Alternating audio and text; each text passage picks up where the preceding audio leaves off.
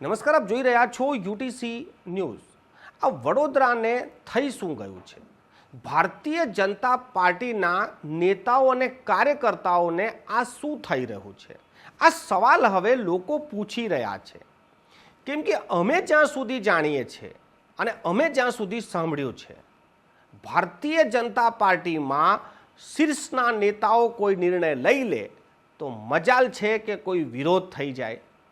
આ ઉપરા છાપરી વિરોધ કેમ થઈ રહ્યા છે અને આ વિરોધ ફ્લોર પર કેમ આવી રહ્યા છે, એટલે એને બહાર પણ લાવવામાં આવી રહ્યા છે।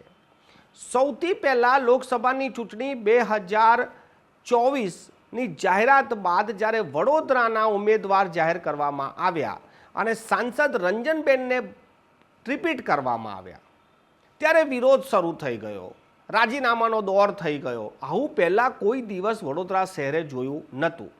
ખરેખર જોવા જઈએ તો એક લોકતાંત્રિક પ્રણાલી છે કે કોઈનાથી અસહમત થઈ જવું કે પોતાના વિચાર મૂકવા યોગ્ય છે, પરંતુ આવું ભૂતકાળમાં કોઈ દિવસ થયું નથી, એટલે આ નવાઈ પણ લાગે છે। હવે નવા ઉમેદવાર જાહેર કર્યા છે, ડૉક્ટર હેમાંગ જોશી।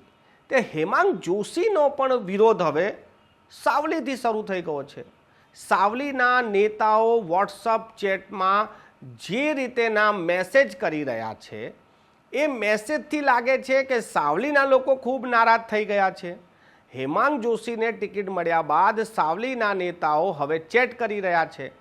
એવું પણ હોઈ શકે કે આ સાવલીના નેતાઓ જે ચેટ કરી રહ્યા છે તે તો બહાર આવી ગયું, અંદર ખાને આવી કેટલી ચેટિંગો ચાલતી હશે એ તો પાર્ટીએ અત્યારથી જ તૈયારી કરી લેવી પડશે કે એ પણ તપાસનો વિષય છે।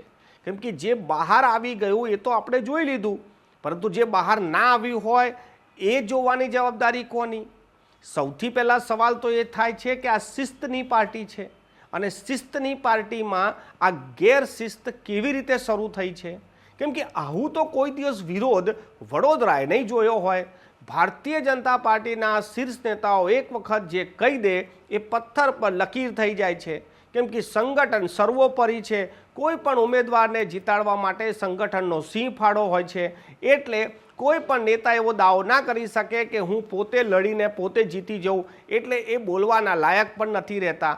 ત્યારે પાર્ટી જે નક્કી કરે છે એ જ સર્વોપરી છે। ભારતીય જનતા પાર્ટીની આ પ્રણાલી છે।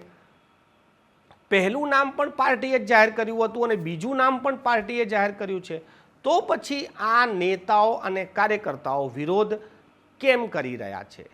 કે પછી એમને કોઈ વિરોધ કરવા માટે પ્રેરિત કરી રહ્યું છે? આ માહોલ કોણ બનાવી રહ્યું છે? આની તપાસ આઈબી કરી રહી છે। આ રગે રગની જે માહિતી છે આ બધું જ જઈ રહ્યું છે। આઈબી તમામ વસ્તુઓ પર નજર રાખી રહી છે અને જે પણ ગતિવિધિ ચાલી રહી છે એની રોજે રોજની રિપોર્ટ ઉપર જઈ પણ રહી છે। હવે સવાલ એ થાય છે કે આ રિપોર્ટ બહાર આવશે ત્યારે કોના કોના નામ ખુલી શકે છે?